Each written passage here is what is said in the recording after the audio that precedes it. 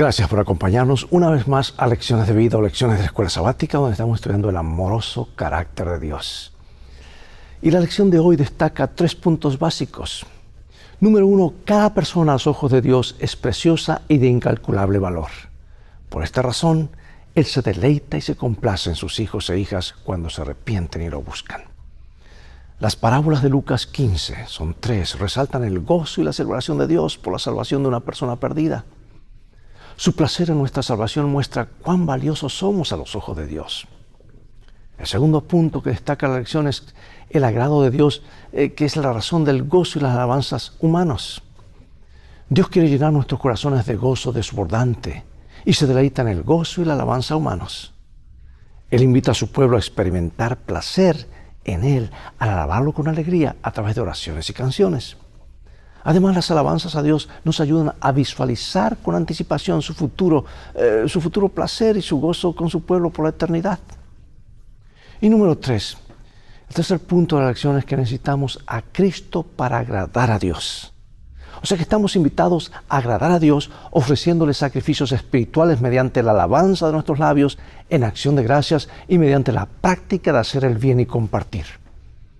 Sin embargo, solo podemos hacer estas cosas mediante la mediación de Cristo, porque por sí mismas no trabajan, no tenemos méritos. Nuestra fe agrada a Dios solo por medio de la obra de Cristo en nuestro favor. En resumen, el agrado de Dios por sus criaturas muestra cuán valiosos somos a sus ojos y cuánto atesora Él su creación. Surge entonces la pregunta, ¿cómo podemos entender el valor de cada persona? Ve por tu Biblia. En un momento más regresaré.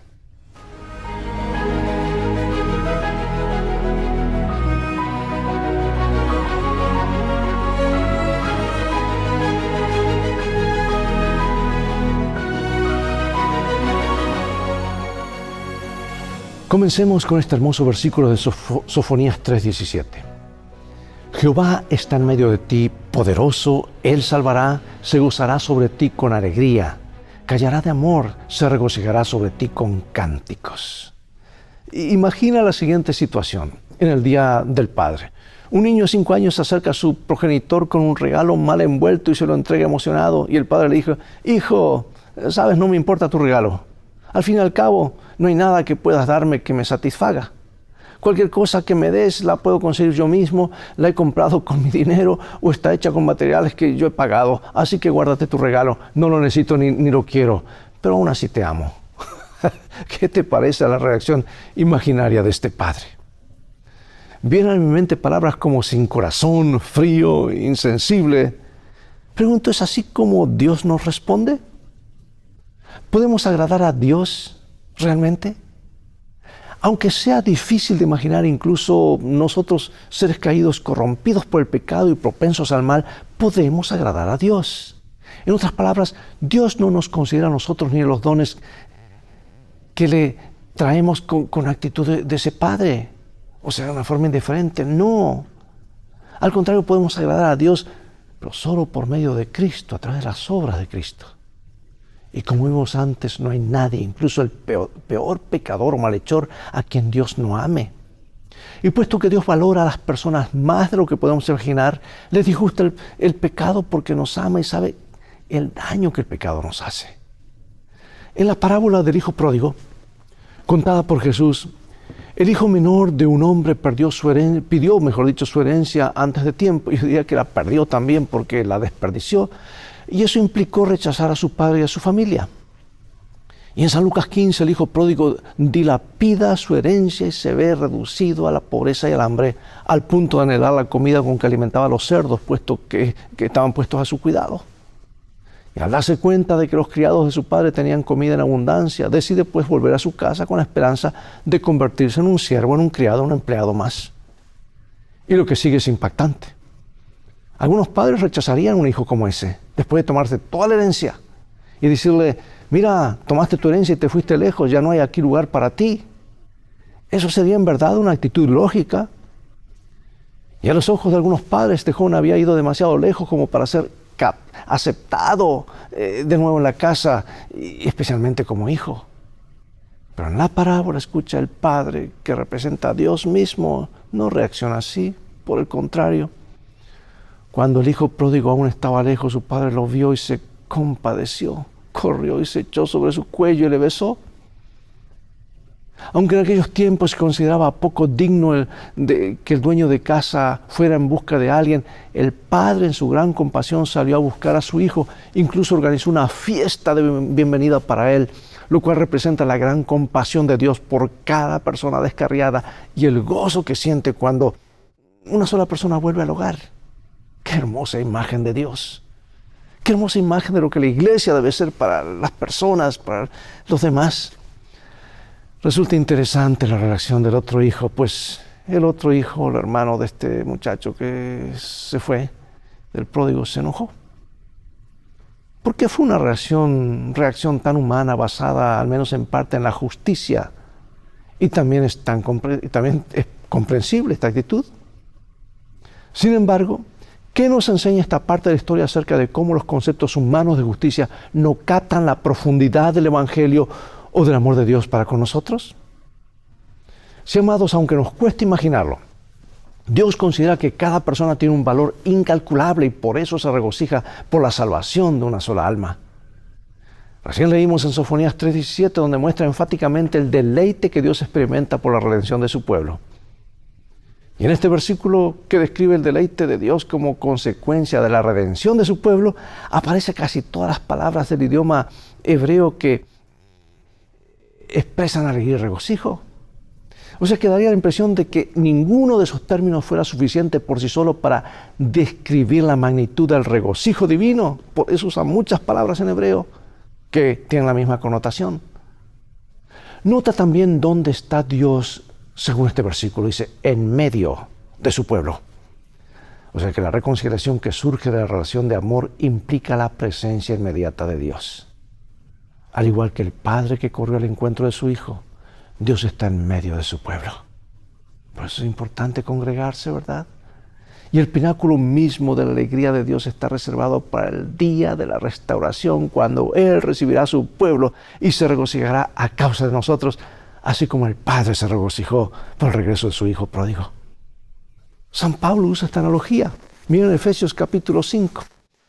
Maridos, amad a vuestras mujeres, así como Cristo amó a la iglesia y se entregó a sí mismo por ella, para santificarla, habiéndola purificado en el lavamiento del agua por la palabra, a fin de presentársela a sí mismo una iglesia gloriosa, que no tuviese mancha ni arruga ni cosa semejante, sino que fuese santa y sin mancha. Así también los maridos deben amar a sus mujeres como a sus mismos cuerpos. El que ama a su mujer, a sí mismo se ama. Este pasaje exhorta a los esposos a amar a sus esposas, así como Cristo amó a la iglesia y se entregó a sí mismo por ella. Y amarlas como a su propio cuerpo, a su mismo cuerpo. Estos textos no solo ponen de relieve el tipo de amor desinteresado y abnegado que un marido debe prodigar a su esposa, sino que también muestran que Cristo mismo ama a su pueblo, o sea, a la iglesia, como parte de sí mismo. Pregunto, ¿es posible complacer a Dios? ¿Cómo es posible que el Dios del universo se complazca en meros seres humanos, fugaces manchas de protoplasma en un minúsculo planeta en medio de lo que probablemente sea un universo infinito? ¿Cómo es posible que los seres humanos importen tanto a un ser supremo que es todopoderoso y no necesita nada? Estas preguntas pueden dividirse en dos aspectos. En primer lugar, ¿cómo es posible que Dios mismo esté encantado? Y en segundo lugar, ¿cómo podemos los seres humanos deleitarlo, sobre todo en vista de nuestra pecaminosidad? Y el primer aspecto de estas preguntas es el tema de nuestro estudio. El segundo aspecto lo veremos en un momento más. Vamos a Isaías, Salmos y Proverbios. Porque a mis ojos fuiste de gran estima, fuiste honorable. Yo te amé, daré pues hombres por ti y naciones por tu vida. Porque Jehová tiene contentamiento en su pueblo, hermoseará a los humildes con la salvación. El sacrificio de los impíos es abominación a Jehová, mas la oración de los rectos es su gozo. Abominación es a Jehová el camino del impío, mas él ama al que sigue justicia. ¿Qué nos dicen estos versículos, amados, acerca del deleite de Dios a causa de nosotros individualmente y como pueblo? Como vimos hace un momento, Dios puede complacerse en los seres humanos porque ama a las personas de una manera que tiene en cuenta los mejores intereses para ellas, así como lo haría cualquiera que amara y se preocupara por los demás. Por el contrario, Dios se disgusta con su pueblo cuando éste hace lo malo. Y de hecho, Proverbios 15 enseña que mientras que el sacrificio y el camino de los malvados son abominación para el Señor, resulta que la oración de los rectos es su gozo y Él ama al que sigue la justicia. Y este pasaje, amados, no solo muestra que Dios le disgusta el mal, sino que se deleita en la bondad. También pone el deleite divino y el amor en paralelo, mostrando la profunda conexión existente entre el amor de Dios y su deleite que aparece en toda la Escritura. Observa en primer lugar lo que estos versículos nos dicen. Porque nos dicen que Dios ama solo a los justos o que Dios ama solo al dador alegre. ¿Es eso lo que nos dice? Dios ama a todos. Y aquí viene el punto. Para que estos textos transmitan algo, debe significar que Dios ama a los justos y al que da con alegría, en un sentido especial, y ama a aquel aún que libremente elige rechazarlo. Pero el resultado final será lo que cada uno decida. Lo que vimos en Proverbios 15 contiene una clave acerca de esto. Dios los ama en el sentido de estar complacido con ellos. Ahora piensa en cuán estrechamente ligado están el cielo y la tierra para Dios. Para que Dios, el creador del universo, esté tan íntimamente comprometido, incluso emocionalmente, con nosotros, ¿no crees que esto debería darnos esperanza si estás atravesando un mal momento? Que Dios sí se interesa. No somos una partícula de polvo flotando en alguna parte del universo. Somos lo más precioso para el Señor. Y ahora surge la pregunta, ¿cómo es posible que nosotros, seres caídos y pecadores, podamos agradar a un Dios santo? Romanos 5 y luego Romanos 8. Mas Dios muestra su amor para con nosotros en que, siendo aún pecadores, Cristo murió por nosotros. Ahora pues ninguna condenación hay para los que están en Cristo Jesús, los que no andan conforme a la carne, sino conforme al Espíritu. ¿Qué nos enseñan estos textos acerca de nuestra posición ante Dios? Dios concede su gracia a las personas antes de cualquier respuesta humana. ¡Qué maravilloso! O sea, que Dios se anticipa. Y antes de cualquier cosa que digamos o hagamos, Dios se acerca a nosotros y nos da la oportunidad de aceptar o rechazar su amor. Podemos reconciliarnos con Dios y ser agradables a sus ojos por la fe y en virtud de la obra de nuestro Redentor. Leo primero de San Pedro y luego Hebreos.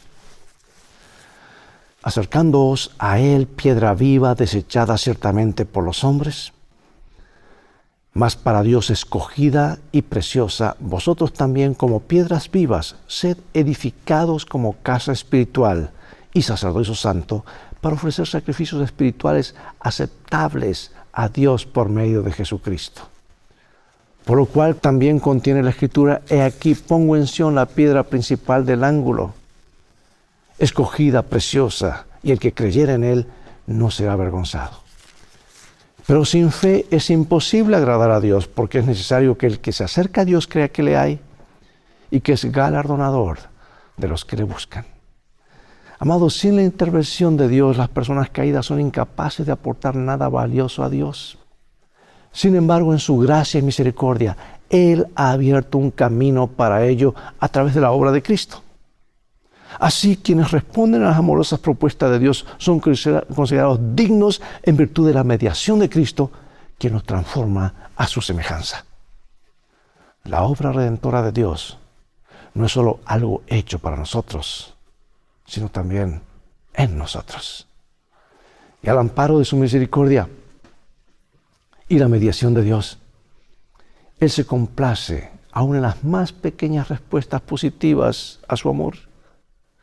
Por medio de aquel que es el único digno de amor y perfectamente justo, cada uno de nosotros puede ser considerado justo y contado entre los amados de Dios que vivirán con Él en el perfecto amor por la eternidad.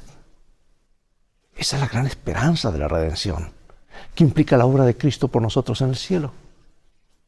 Pero tal vez te estés preguntando, ¿puede esto incluirme a mí también.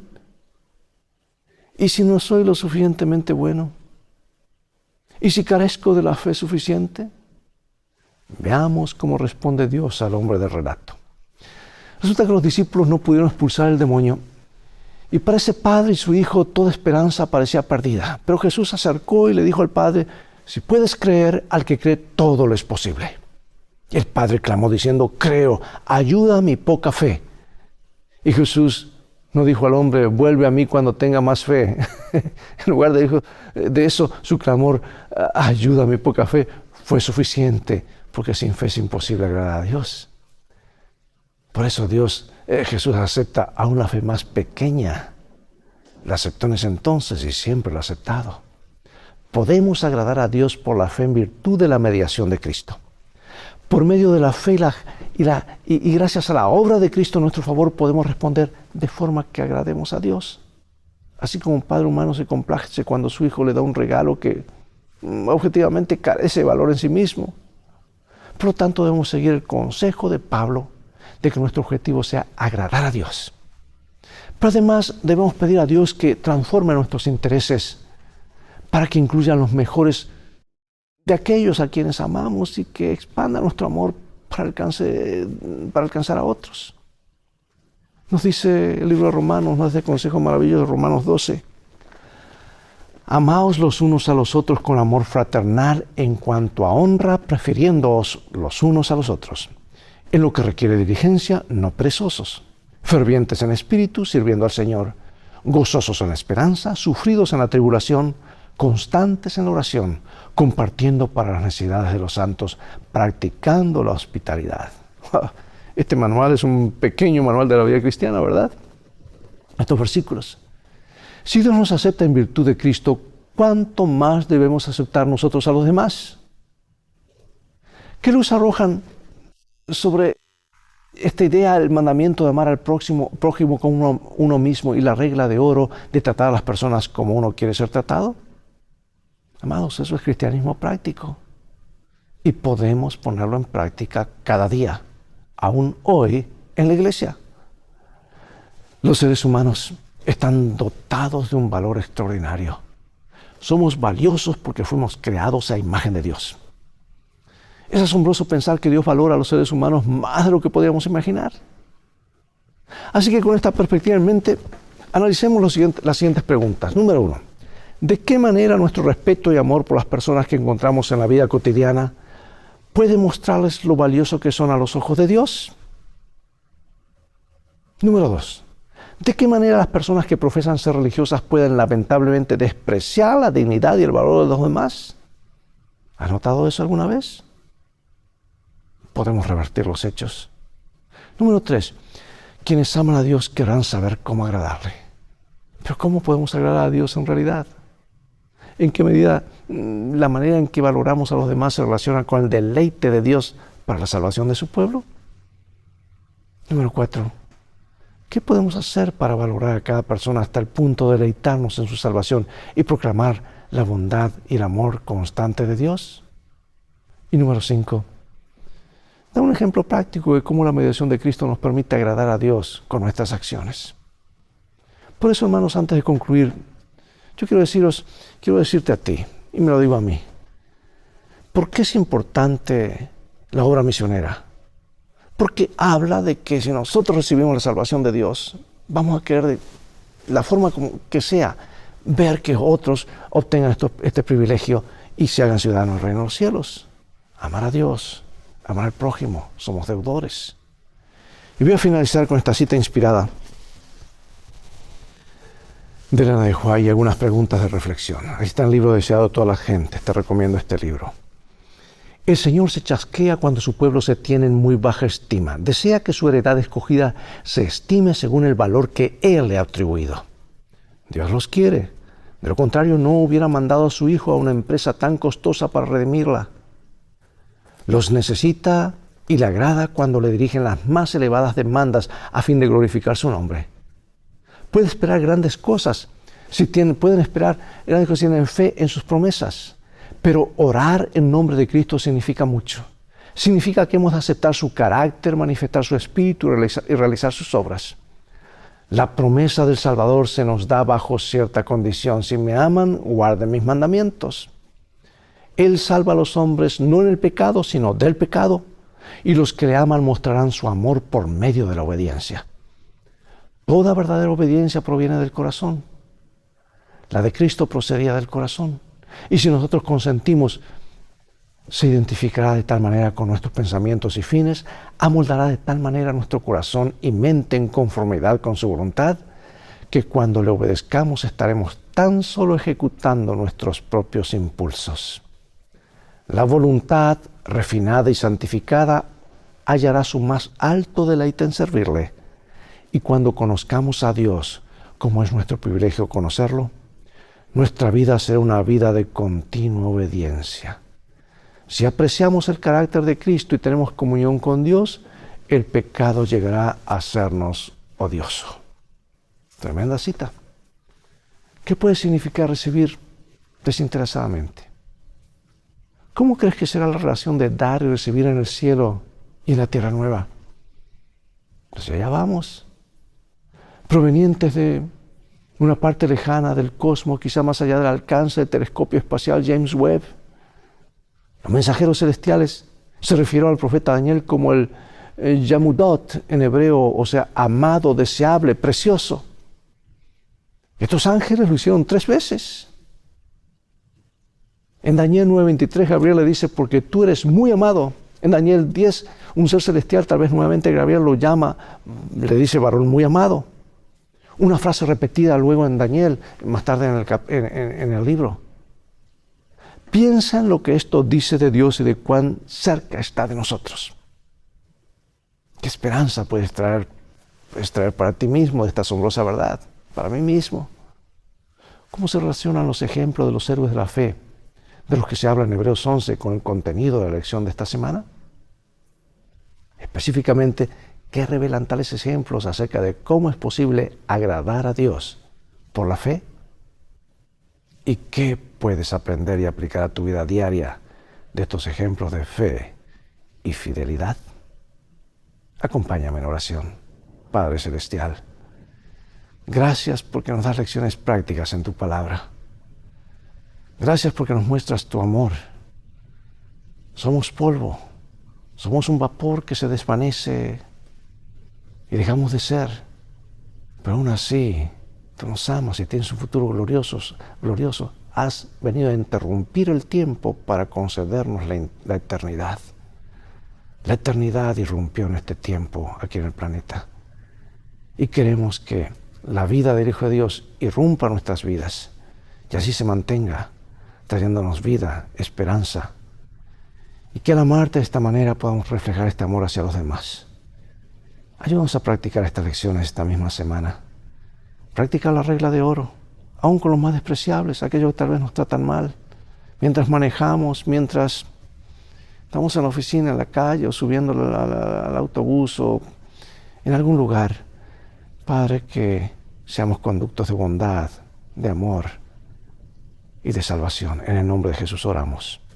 Amén. Bien, llegó el momento de despedirnos. A todo el tiempo que tenemos por hoy será hasta el próximo programa de Lecciones de Vida. No faltes la semana próxima. Invita a otros a sintonizar este canal. Mientras tanto, Dios te bendiga y recuerda, tú vales mucho para Jesús. Él te ama más de lo que puedes imaginar.